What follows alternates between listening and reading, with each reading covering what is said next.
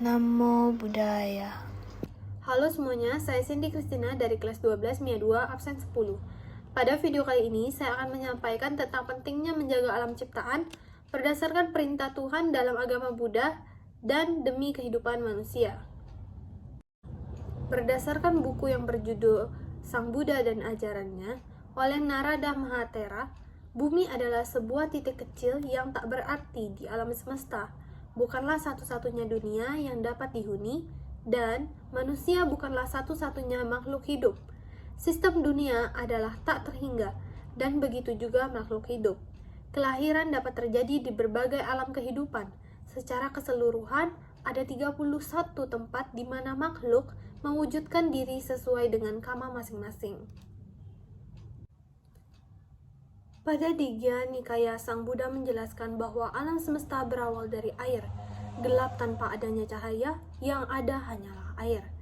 Hal ini tidak bertentangan dengan ilmu pengetahuan yang menyebutkan bahwa bumi dahulu berbentuk dan ditutupi oleh air.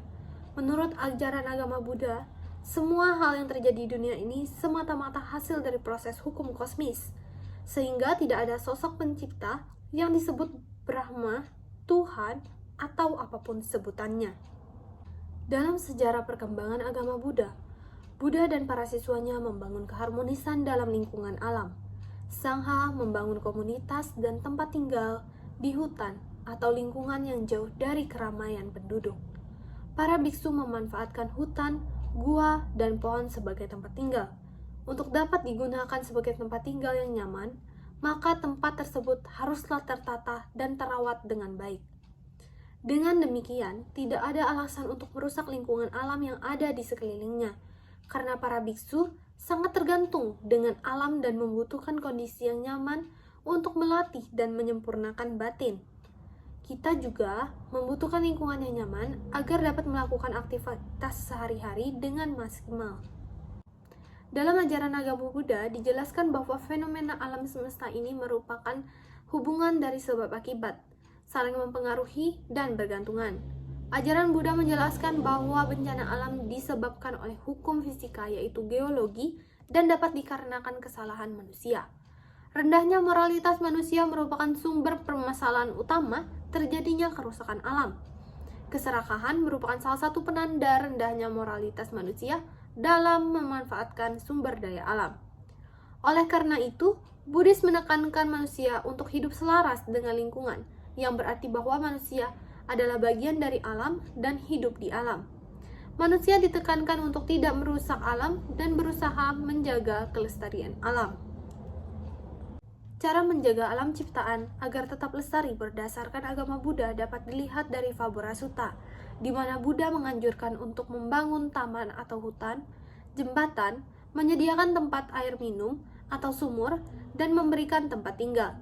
Membangun taman atau hutan akan memberikan berbagai manfaat, seperti sebagai tempat tinggal, sumber kayu untuk memenuhi kebutuhan sehari-hari, mencegah banjir, sumber oksigen, tempat tinggal berbagai satwa, dan sumber mata air.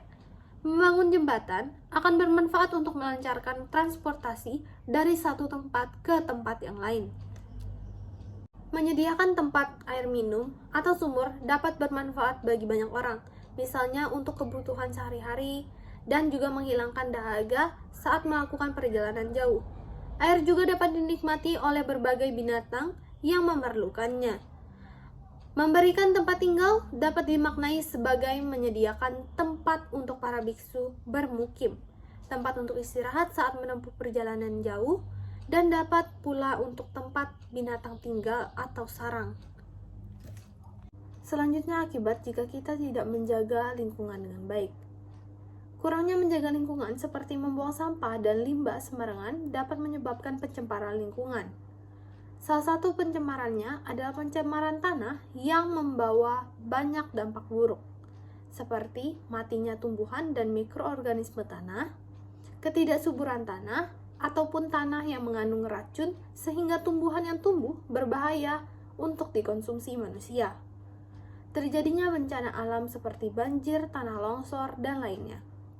Peluang terjadi bencana alam akan semakin besar jika kita tidak menjaga lingkungan dengan baik.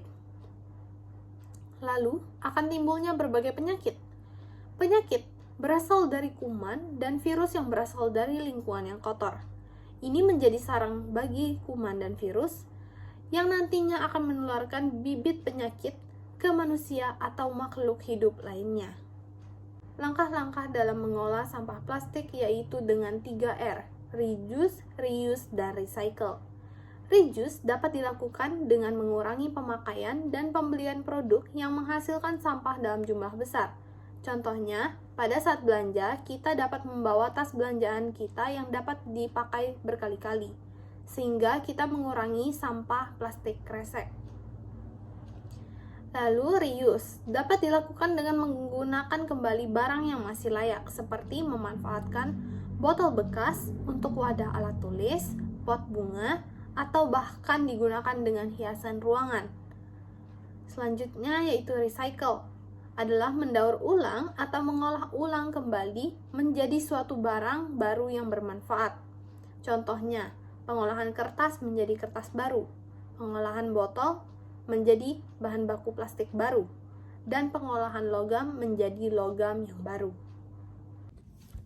Menjaga alam ciptaan akan berpengaruh bagi kehidupan kita, baik sekarang maupun di masa yang akan datang. Berikut adalah salah satu contoh produk hasil pengolahan ulang dari sampah plastik agar lingkungan kita tetap lestari. Alat dan bahan: double tape, lakban bening, gunting, cutter, spidol, pensil, penghapus, karton, penggaris, dan botol plastik bekas. Langkah-langkah pembuatan: bagi botol menjadi 3 bagian, lalu bagian yang pertama dan yang ketiga kita satukan dengan lakban bening. Ukur dan gunting karton dengan ukuran lebar 10 cm dan panjang 28 cm. Rekatkan karton pada bagian tubuh botol menggunakan double tape. Gambar 2 buah segitiga pada karton, lalu digunting. Bentukkan karton sehingga membentuk seperti telinga hewan. Lalu buatlah ekor dari binatang tersebut. Selanjutnya kita membuat 2 buah mata. Gunting 4 buah persegi panjang dari karton untuk dijadikan sebagai kaki dari hewan tersebut. Buat lubang celengan menggunakan cutter dan juga gunting.